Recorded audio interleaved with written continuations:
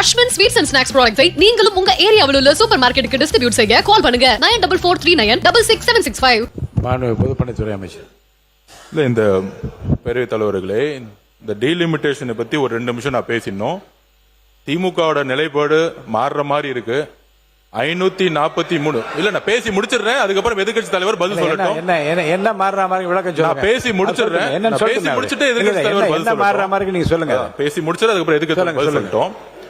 நம்மளுடைய குறிக்கோள் ஃபேர் இல்ல, 7.18 இருக்கணும், அப்படியே தான் இருக்கணும். ஆனால் 50% அதிகமாக கொடுக்கிறோம் அப்படிங்கிற ஒரு விஷயத்தை ஒன்றிய அரசு கொண்டு வந்தால் அதையும் நாம் எதிர்க்கிறோம் அப்படிங்கறத அன்னைக்கு அவையில பதிவு பண்ணியிருந்தோம். எப்படி பிஜேபியில பிரைம் மினிஸ்டர் வாஜ்பாய் தலைமையில் இருக்கும்போது 25 வருஷம் 7.18 அப்படியே மெயின்டைன் பண்ணி 25 வருஷம் சிறப்பு சட்டம் கொண்டு வந்தாரோ, திமுகவை பொறுத்த வரைக்கும் இந்த எலெக்ஷனுக்கு முன்னாடி டீலிமிட்டேஷன் வேணான்னு சொல்லிட்டு பேப்பரை எரிச்சிருக்காங்க. 50% கொடுத்தாலும் வேணான்னு சொல்லலாம். ஏன்னா இங்க 50% கொடுக்கும்போது வட மாநிலங்கள் 50% இன்க்ரீஸ் ஆகும். 50% இன்க்ரீஸ் ஆகும்போது 5-6 மாநிலங்கள் சேர்ந்தாலே அரசியலுடைய நிலைப்பாடு வரக்கூடிய தேர்தல் காலங்களில் ஒரு கட்சிக்கான மாறுங்கிறது திமுகவும் இதுதான் வலியுறுத்துச்சு. ஆளுங்கட்சியா இருக்கும் பொழுது ஒரு நிலைப்பாடும் இப்ப எடுக்க வேண்டிய தேவையில்லை. தமிழ்நாட்டில் அன்னைக்கு தெளிவா நம்மளுடைய முதலமைச்சருடைய தீர்மானம் ரொம்ப சிம்பிளான தீர்மானம். 543 நம்ம நிப்பாட்டணும்.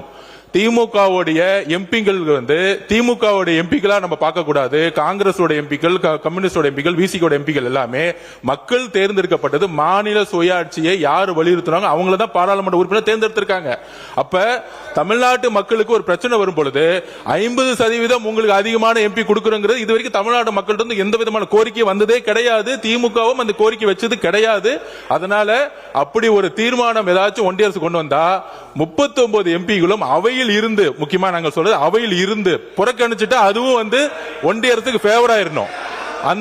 அந்த புதிய 50% இன்க்ரீஸ் பண்ணாலுமே தமிழ்நாட்டுக்கு செய்யக்கூடிய துரோகம் தான் அதுங்கிறத நாங்கள் பதிவு பண்ணிக்கிறோம். இப்ப 543 நிப்பாட்டுங்கிறது தான் எங்களுடைய முதலமைச்சரும் சரி, அரசும் சரி, அன்னைக்கு ஏற்றிய தீர்மானமும் சரி. அதனால 7.18 தொடரணும். திரு வாஜ்பாய் அவர்கள் கொண்டு வந்த மாதிரி சிறப்பு சட்டம் கொண்டு வரணும் அப்படிங்கிற நிலைப்பாட்டில் தமிழக வெற்றி கழகம் சரி, எல்லா கட்சிகளும் ஒன்றிருக்கணுங்கிறத எங்களுடைய கோரிக்கை.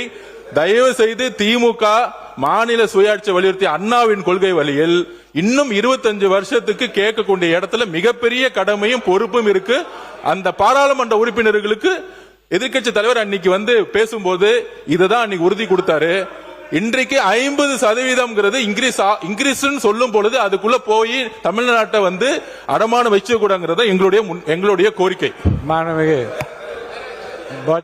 நமக்கு ஒரு இழப்பு வந்துடக்கூடாது என்பதை நாம் மனதிலே கொள்ள வேண்டும். ஆகவே இன்றைய நிலையிலே முடிக்கிறேன். நீங்க அடிக்கடி பேசிட்டே இருக்கிறீங்க. நமக்கு இன்னைக்கு காலையில் அவரை ரிக்வெஸ்ட் பண்ணிருக்கேன், எனக்கு ஒரு வாய்ப்பை கொடுங்க. ஒரே பிரதிநிதி, மத்திய அரசின் ஒரே பிரதிநிதியா இருக்கிறேன். அதை பற்றி ஒரு பிரச்சனை வரும்போது மத்திய அரசுடைய நிலைப்பாடை நான் சொல்லணும். சொல்லுங்க. அதனால இப்ப இது தமிழகத்துக்கு நல்லதுன்றதும் நாம் கருத வேண்டும். ஏன்னா எதிர்காலத்தில் நமக்கு நல்லது நடக்கணும். அதற்காக இதுல நம்ம தயவு செய்து எந்த அரசியல் உள்நோக்கமும் வேணாம். நமக்கு இப்ப 50% ஆகும்போது 59 உறுப்பினர்கள் வருவார்கள். ஏற்கனவே இருக்கிற பெர்சன்டேஜ் 7.8 இருந்து அதிகமாக நமக்கு கிடைக்கும். அந்த வாய்ப்பை நல்ல முறையிலே நாம் பயன்படுத்திக் கொள்ள வேண்டும் என்பதை மட்டும் சொல்லுங்க. நீங்க அப்புறம் சொல்லுங்க. மத்திய உள்துறை அமைச்சர் அவர்கள் விளக்கமாக சொன்னதை இந்த சபையிலே நான் பகிர்ந்து கொள்கின்றேன். நன்றி பேரவைத் தலைவர் அவர்கள். மாண்பு பொதுப்பணித்துறை அமைச்சர்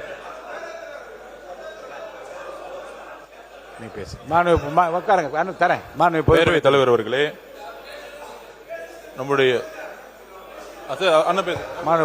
பொதுப்பணித்துறை அமைச்சர் உறுப்பினர் ரகுபதி அவங்க பேசிருங்க. உறுப்பினர் ரகுபதி. மாண்புமிகு பேரவைத் தலைவர் அவர்களே, 1976, 2002 இந்த 2 ஆண்டுகளிலேயுமே எங்களுடைய தலைவர் மாண்புமிகு தலைவர் கலைஞர் அவர்கள் வற்புறுத்தித்தான் தொடர்ந்து 25 ஆண்டுகள் இது நீடிக்கட்டும் என்கின்ற சட்டத்தை, அந்த திருத்தத்தை கொண்டு வந்தோம். அது இந்திரா காந்தி அம்மையாருடைய ஆட்சியிலும் சரி, வாஜ்பாயுடைய ஆட்சியிலும் சரி. எனவே திராவிட முன்னேற்ற கழகம் எந்த நிலையிலும் தமிழ்நாட்டை அடமானமும் வைக்காது, அடகும் வைக்காது.